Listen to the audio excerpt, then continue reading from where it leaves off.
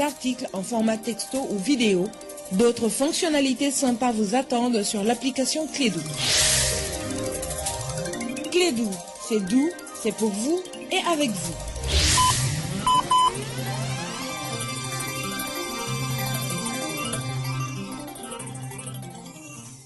La Sotelma Malitel vous donne l'heure. Il est 7 heures. Le sport, les infos, la musique, l'actualité, le tout amusé et servi à chaud pour vous sur Radio Clédou.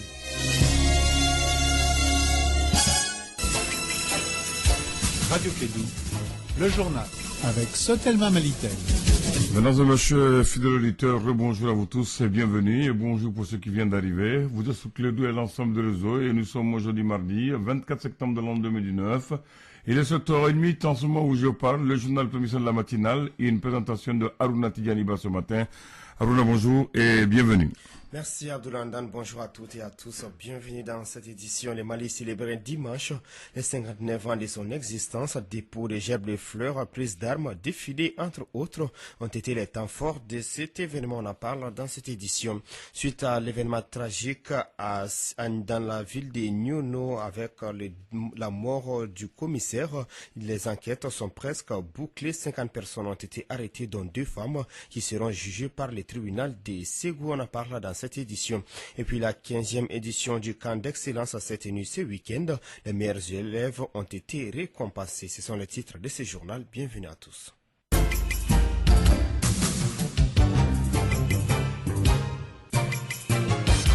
Une fois de plus, bonjour à toutes et à tous et bienvenue dans ce journal. Je vous l'annonçais, pour marquer les 59 ans de l'accession du Mali à l'indépendance, un défilé a été organisé à Kati, une occasion pour le président de la République, Ibrahim Boubacar Keïta, de revenir sur les actions entreprises pour les forces armées du Mali et la fin de la formation des éléments du MOC, mécanisme d'opérationnalisation, mécanisme coordonné des opérations dont certains ont participé au défilé. Écoutez un extrait de l'intervention du chef de l'État. Vous avez vu dans le défilé, ces jeunes qui sont réunis dans l'armée, ça préfigure l'armée reconstituée. L'armée reconstituée, le Mali retrouvé, le Mali fraternel plus que jamais. C'est ça le Mali. Les jeunes qui se sont levés pour nous dire, qui sont pressés pour les routes, veulent qu'on aille au travail, veulent qu'on développe le pays, veulent que les routes soient des routes contemporaines, dignes du XXIe siècle. C'est ça le combat qui vaut. Tout le reste est vain. Je dis encore une fois, ma confiance totale en l'armée malienne. Elle sait combien j'ai souci d'elle. Elle le sait, pas des vrais mots. Elle sait quelles sont les mesures qui ont été prises depuis que nous sommes là pour la revigorer, pour la réconforter, pour qu'en cas de besoin, les familles soient confortées et réconfortées. Toutes ces mesures sont d'ordre public, sont connues. Les pupilles également sont désormais une réalité au Mali en cas de décès qui survient. Et ça, c'est le lot des forces armées malheureusement. Donc que le matériel également aussi maintenant soit en passe d'être requalifié dans tous les domaines pour protéger les hommes et sécuriser leur parcours et leur mission. Voilà la mission que le Mali m'a confiée, la mission à laquelle je me dédie quotidiennement avec les chefs militaires. Le chef de l'État Ibrahim Boubacar Keïta, le 22 septembre, un jour symbolique pour les Maliens. La célébration de cette date anniversaire évolue au fil du temps. Depuis quelques années, elle s'est faite de façon presque inaperçue. Hamatou Aïdara a tendu son micro à Mamadou Keïta, un citoyen. Je m'appelle Mamadou Keïta. Le 22 septembre est l'une des fêtes historiques du Mali et elle devrait être fêtée chaque année comme il se doit. Mais le constat est que maintenant cette fête n'a plus la même ampleur qu'avant. On quittait notre village pour aller fêter en ville et si tu ne vas pas, tu seras obligé de payer une amende. Maintenant, même si tu n'y vas pas, personne ne va te le reprocher. Je peux dire qu'aujourd'hui, le Mali est indépendant parce qu'avant son indépendance, il y avait des choses qu'il ne pouvait pas se permettre par faute de moyens. Mais maintenant, il arrive à se prendre en charge sans avoir le recours aux autres. Selon moi, cette indépendance nous a été très bénéfique. Je souhaiterais que nous revalorisions cette fête et que désormais on la fête comme le font les autres pays. À l'instant, Mamadou Keïta, un citoyen interrogé par Ramatou Aïdara pour magnifier la fête du 22 septembre. Le GIE Mali Propre, regroupant les jeunes de Daouda Bougou, s'est mobilisé pour nettoyer les cimetières et d'autres endroits publics du quartier. On écoute Sekou Tunkara, le coordinateur du GIE Mali Propre, au micro d'Astan Diawara. L'activité de ce matin, c'est dans l'esprit de célébrer la journée du 22 septembre, la fête d'indépendance du Mali. Au retour, nous avons fait cette activité dans le cadre d'un rappel pour que les gens comprennent que dans la nuit des temps, le 22 septembre, c'était le jour de joie, c'était le jour de cohésion sociale, c'était le jour de retrouvailles. Donc chacun balayait juste avant le 22 septembre sa porte. Donc nous avons voulu faire un rappel aux gens en allant au niveau du cimetière pour faire sortir les jeunes volontaires et aller balayer à ce niveau pour dire que si on a une maison, c'est là notre maison. Si on doit nettoyer quelque part, c'est ici. C'est encore une action citoyenne qui appelle la cohésion sociale de tous.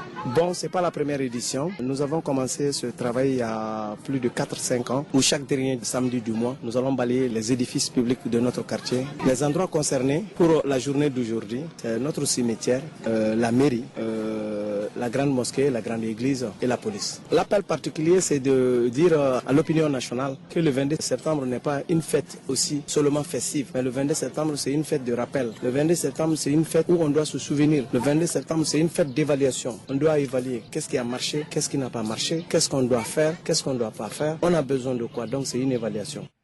Sekou Tunkara, coordinateur du GIE Mali Propre. Hommage aux jeunes décédés en 2006 après la célébration du 22 septembre à Gao, couplé à l'inauguration du pont Wabaria. On se rappelle, plusieurs jeunes avaient participé à cette fête, mais lors de leur retour à Bamako, ils ont fait un accident. 23 d'entre eux sont décédés. Pour leur rendre hommage, chaque année, les parents, veuves, amis et alliés se recueillent sur leur tombe au cimetière des Amdalaï. Alassane Samaki, coordinateur de ces recueillements. C'est un sentiment de devoir patriotique. Le temps du deuil est passé.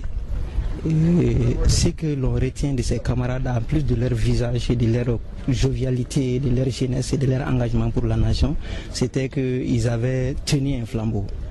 Un flambeau que le président de la jeunesse a tout de suite annoncé, c'était d'accompagner les autorités partout où il était question du Mali. Et c'était dans ce cadre-là, lors du 46e anniversaire, qu'ils sont allés à Gao pour les festivités du 46e anniversaire de l'indépendance du pays et l'inauguration du pont de Wabaria. Au retour à Somo, l'accident est survenu. Donc le temps du deuil est passé, comme je viens de le dire, et c'est le temps de la commémoration.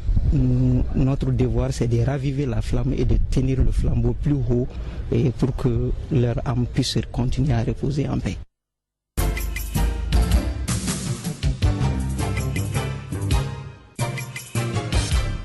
Suite à l'événement dramatique qui a coûté la vie au commissaire de police de Nyono et un jeune manifestant, les autorités ont arrêté 50 personnes, dont 2 femmes. Elles seront tous jugées par le tribunal de Ségou. C'est ce qui ressort d'une enquête ouverte par la justice malienne. Kassim Traoré pour plus de détails. 2 morts, dont le commissaire de la police de Nyono dans la région de Ségou et un manifestant, 22 blessés, le commissariat de police saccagé et incendié, des voitures et engins à 2 roues calcinés. C'est le bilan d'un événement survenu entre la police et la population de Nyono. Abdraman Touré, maire de la commune urbaine de Nyono. La situation a dégénéré le jour où il y a eu un accident de circulation provoqué par un agent de la police qui a occasionné la fracture de la jambe d'un civil. Maintenant, la population s'est révoltée et ont demandé le départ du commissaire de police. À l'origine du drame, la présence du commissaire défunt dont le départ avait été clamé par les populations. Une rencontre entre le gouverneur de la région de Ségou avec les forces vives de Nyono a permis de calmer la situation. Inspecteur général Biramou Sissoko, gouverneur de la région de Ségou. Nous avons pu obtenir à l'issue de notre réunion l'engagement de mettre un comité de crise. Nous avons aussi obtenu l'engagement solennel des organisateurs de la marche et des autorités coutumières et religieuses de la ville de l'arrêt de toute hostilité au niveau du cercle, en tout cas pour quelque motif que ce soit. Les autorités ont procédé à l'arrestation d'une 50aine de personnes. Une trentaine a été transférée à Ségou pour leur jugement.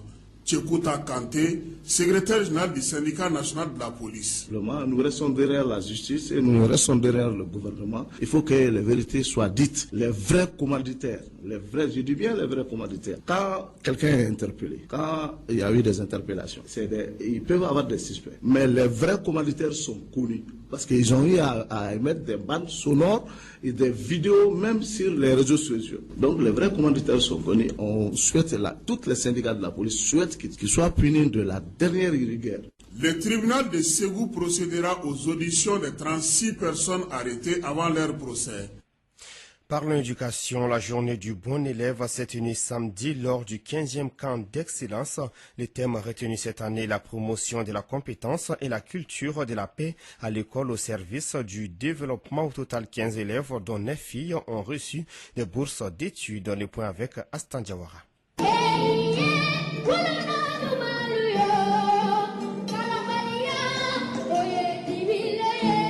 Déroulé du 9 au 20 septembre 2019 à la Cité des Enfants, le camp national a regroupé les élèves et étudiants excellents du Mali. Temore Tulenta, ministre de l'Éducation nationale. La leçon que nous tirons du déroulement de l'année scolaire 2018-2019 est qu'ensemble et de bonne foi, la réussite est à portée de main. Que depuis déjà 15 éditions se tient le camp national d'excellence. L'édition de 2019 vient de s'achever. Elle s'est déroulée du 9 au 20 septembre 2019 à la Cité des Enfants de Bamako et a regroupé les meilleurs de nos élèves admis au diplôme d'études fondamentales et au baccalauréat de l'année scolaire 2018-2019 ici devant. Enfin, à travers la participation et au débat sur les thèmes de l'édition, les élèves ont davantage compris les attentes des plus hautes autorités. Nodis Seoton en grec, se connaître soi-même, dit Ibrahim Boubacar Keïta, président de la République. Selon lui, l'éducation est une affaire de la société et cette pédagogie sociétale, si on perd la racine, tout se perd. Il y a donc aujourd'hui beaucoup d'espoir de voir que la qualité est célébrée, de voir qu'il y a une émulation entre les enfants, qu'il y a une fierté aujourd'hui à vouloir être premier. C'est un nouveau signe des temps. Chez nous, l'éducation était une affaire de la société, de l'environnement. Le voisin de la famille, on en avait plus peur que de notre père. Et cette pédagogie sociétale qui prend ses racines dans le tréfonds de notre culture, de notre société, si l'on le perd, on perd beaucoup. Et notre sans racine n'a pas d'équilibre. À noter qu'à la fin de la cérémonie, 15 élèves ont bénéficié des bourses d'études, dont 9 filles. Ainsi, les élèves reprendront le chemin de l'école à partir du 1er octobre 2019.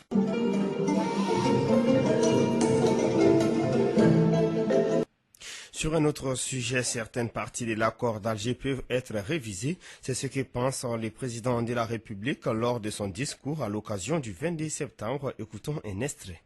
Malgré les développements récents, dont la sortie de la première vague du DDR, désarmement, démobilisation et réinsertion accélérée en début de ce mois, des difficultés demeurent, inhérentes pour certaines d'entre elles à la nature même d'un tel accord, liées pour d'autres à l'incompréhension et par moments à l'intransigeance de certains signataires.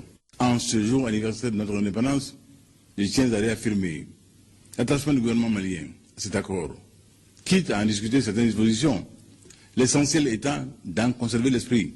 Garant de cet accord et réaffirmant l'adhésion du gouvernement à sa mise en œuvre, je voudrais renouveler mon appel à nos frères des mouvements signataires et les inviter à tout mettre en œuvre pour un retour à une normalité constitutionnelle et administrative dont l'absence hypothèque lourdement tous les efforts de développement.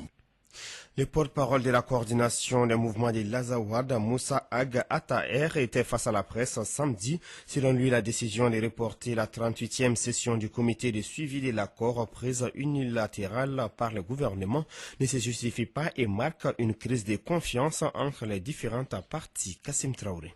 D'entrée de jeu, le porte-parole de la CEMA a reconnu ce qu'il qualifie d'avancée dans l'application de l'accord, c'est-à-dire le DDR accéléré pour ce qui est de l'organisation du comité de suivi à Kidal. Il pense que la dynamique a été bloquée. Moussa Ag Ataher. C'est toutes les parties qui se sont mises ensemble, y compris le gouvernement. Il ne faut pas qu'on donne l'impression que le gouvernement n'a pas participé à la préparation de la tenue de ces CSA à Kidal. La CEMA s'est mise en œuvre pour sécuriser la tenue du CSA. Elle a fait des actions de sensibilisation auprès de la population. services de sécurité de la CMA se sont mis en coordination avec la MINUSMA, avec Barkhane pour le déroulement même, pour les aspects pratiques de sécurité, pour le jour du déroulement du CSA. Selon Moussa Ag Atayer, c'est la CMA qui a demandé l'organisation du comité de suivi de l'accord à Kidal. Depuis un certain temps, nous assistons à des discours qui tendent à faire croire à l'opinion publique que Kidal est inaccessible. L'accès de Kidal à l'autorité de l'État est empêché. Mais nous, en tant que CMA, on a dit au sein du CSA, on a proposé Kidal. Pourquoi on a proposé Kidal? C'est justement pour montrer que ceux qui cherchent à faire de Kidal une zone interdite, ils auront toute la preuve que Kidal ne cherche qu'à bénéficier de la présence des services de l'État.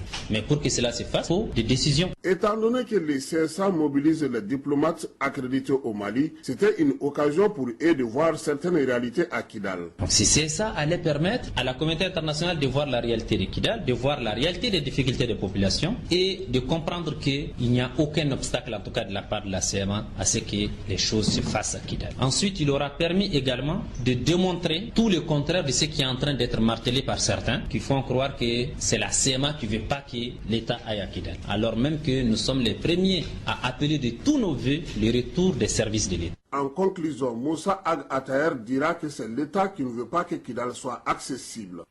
Merci Kassim Traoré, 7h15 pile, c'est tout pour cette édition. La première des clés de l'info, merci à vous de l'avoir suivi. Présentation à Runaba avec la complicité technique de Abdoulaye Andandjiti. Radio Kédou, le journal avec Sotelma Malitel.